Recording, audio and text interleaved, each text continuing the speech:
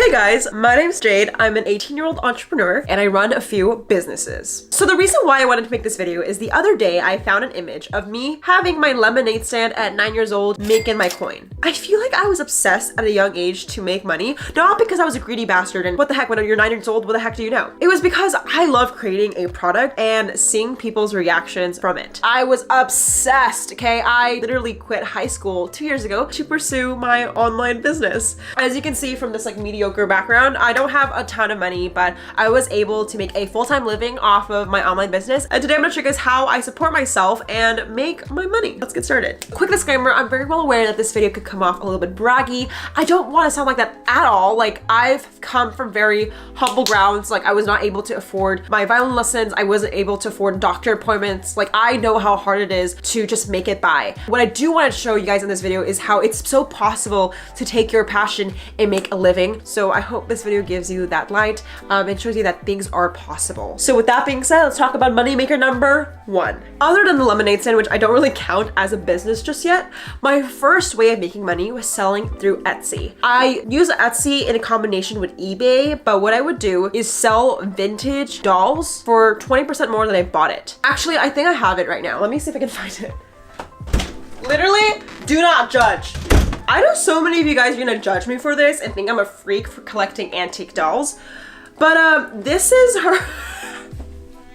So it was like 2010, okay? And these dolls were hot. If you guys remember pull-up dolls, please comment below because you will be my best friend. But these pull-up dolls are retail like $100 each, but I would sell them for $200 or $300 more because they are always sold out. So that is how I made my money when I was 10 years old. I was able to make, I believe, like $300 a month by selling a doll. It was pretty good for an elementary school student. And I was really happy with this business because it came from a passion of loving dolls. And if I could share another doll with someone else, I was just super ecstatic to do so. So the pros of selling dolls or products online is that it's super fun. I found that like I was able to educate customers because I love the product so much. Like, I could tell you what's the weight of this leg, what's the material of the hair. Like, I loved dolls so much that I was obsessed with talking about it. And that actually made me such a good marketer because organically I was able to create a YouTube channel surrounded by dolls so I could sell and market these products. Keep in mind, this is 2010 YouTube, okay? So I wasn't so cool with the editing yet,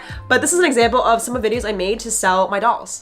Hey guys, I'll be selling my pull-up wigs that I have for sale, and I might be selling this. I'm not very sure, but I bought it for $26, but it's sold out and it's in good condition. The second wig I have for sale is $10, no doubt about it.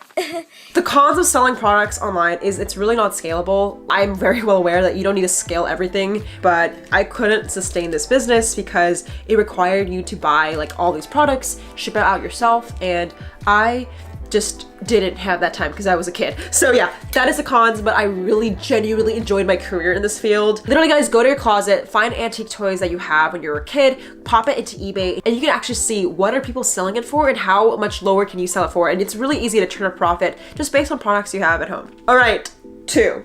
Drop shipping. So when I was 10 years old, I basically was like, fuck this shit. I want to sell other products than dolls. And I turned to Alibaba. So during this time of YouTube, it was like the kawaii age where basically all animal products were given personalities. So there was this like bear called Rilakkuma. It was a famous freaking bear. And I would buy these keychains of this bear's face and sell it on Amazon. And I was able to make $5,000 a month based on that product. The pros of drop shipping in 2011 and 2012 was there's literally no competition. Now the cons is it's just now really competitive, and I would say it's pretty cost intensive, at least the way I did it. I fulfilled it out of my own home. You have to keep in mind that someone has to do those physical labor work. I'm not sure how it is right now just because I don't do that anymore, but that is just something to keep in mind. All right guys, so number 3 of how I used to make money was freelancing. You guys, if you are a student or you're someone who is a teenager and you want to make money, this is my best advice to get started. You don't need to be a serial entrepreneur. You don't need to create a lemonade stand.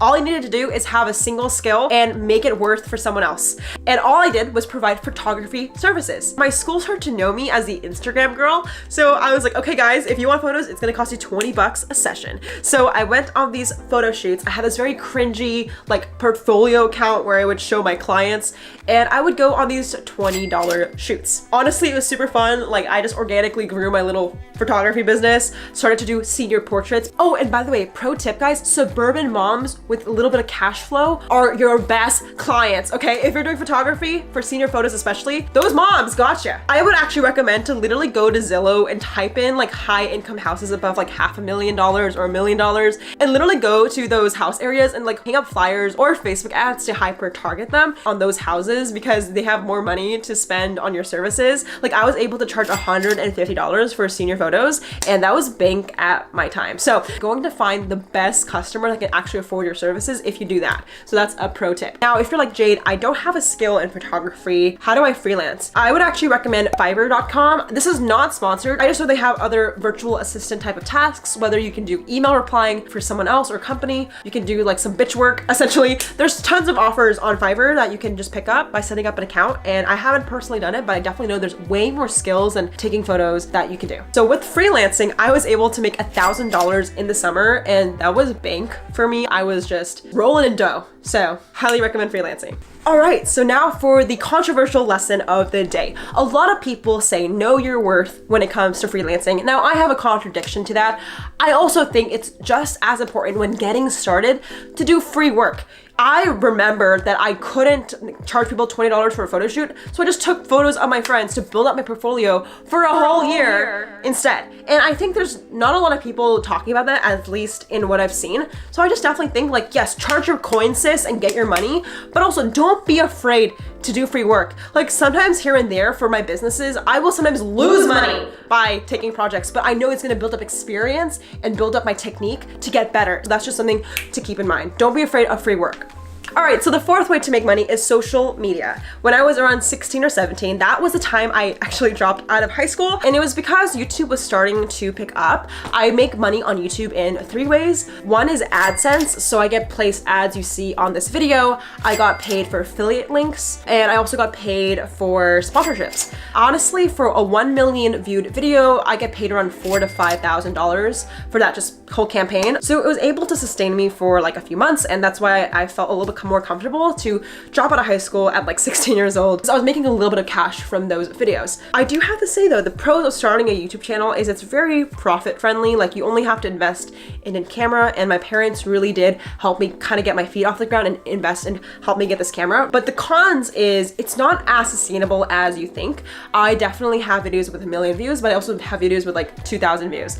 And that variance in views can also correlate to income. So I realized that like, obviously, yeah, I made a few $1,000 through YouTube videos, but I have to diversify and create a sustainable brand. So it will lead me to my other revenue streams in just a second, but that's just something to keep in mind of when starting a YouTube channel, you have to diversify as soon as possible. So with diversification, number 5, consulting. So as my channel surpassed like 100,000 subscribers, I started to get approached by brands to consult for their Instagram and YouTube strategy to grow their brand. And I got paid like $75 an hour, which is pretty cool. Like I was able to afford an apartment in LA, travel the world. It was pretty good. Like I made a decent living, but I definitely think it's a tricky situation when you trade time for money because you could be someone's bitch easily. So I really tried to at least, charge more throughout the years. So now I do around $500 an hour, give or take. I don't do too many hourly consulting sessions anymore because I prefer to do project-based stuff. I just find that trading money for time can easily become a job. Like I didn't start a business to get employed by someone. I started a business to create my vision.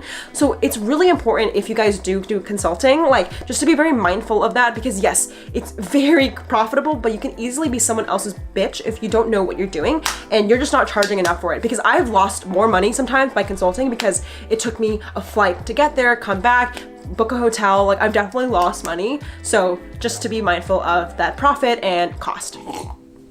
Guys, if you're so far enjoying this video, make sure to give this video a like to let me know that you're enjoying it and subscribe to the channel for more videos about entrepreneurship. All right, number 6.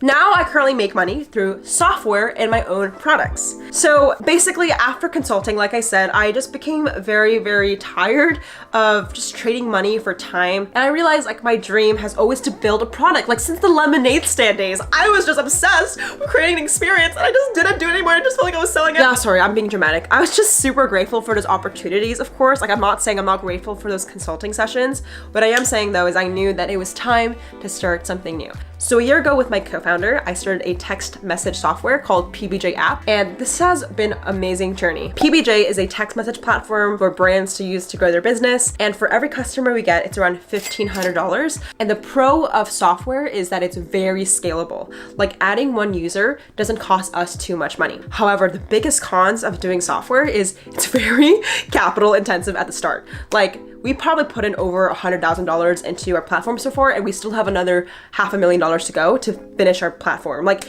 it is not cheap, and I literally pour every like drip of money I have into this project because I really believe in it. But yeah, that's just one of the cons of building your product. But I love it. I really love our platform, and if you guys want to know more information about my text message platform, I'll just put information in the description box, and you guys can check it out. Around the same time I started PBJ, I also started Eat Like, which is a food box. I'm not going to go too much in detail about this project, but I started a food subscription box company. Don't ask why, I just pull myself into very interesting opportunities that don't really make sense all the time. But yeah, each box is $30, so we don't make a ton of profit, honestly, on the boxes. We actually lose more money. But yeah, that is another revenue stream that I'm currently working on and really trying hard to build and hopefully become profitable. I actually have a whole video about how apps don't make money. I will link it up here in the cards or in the description box if you guys want to know why most companies aren't profitable. All right, guys, so to break it down, you saw 6 ways of how I make money, and now I'm gonna show you guys where I make my money mostly. So 30% of my revenue, I would say, is from PBJ app. It's customers that pay us to use our text message platform. Then the other 30% is consulting. I consult for Shopify brands to grow their business, for e-commerce. My father and I have kind of worked on that together. Another 30% I do make from YouTube, whether it's ads, sponsorships. I definitely think that YouTube has brought me so many opportunities with that. And lastly, I have this like little sliver percentage of just random gigs that I do. Like I do have Eat Like, I have a couple other side hustles. I like have an obsession with running businesses, as you can tell. Like if there's a lemonade stand opportunity, I'm jumping on it. So yeah, I definitely spread myself a little thin sometimes, but my main focus has always been PBJ, consulting, and YouTube. So those are the ways I currently make money. Hey guys, so I just want to say thank you so much for watching today's video. If you guys want to know more about entrepreneurship and how I spend my money, give this video a thumbs up and shout out to the comment winner. Shout out to the comment winner. Comment on this post to be featured in the next episode. Comment if you have any questions about business, finance. I'm not an expert. I actually don't have savings. If you guys want to know a whole video about why I don't have savings, let me know and I can talk about how I spend my money. I would love to hear your thoughts. Thank you guys so much for watching, and I'll see you guys in the next one.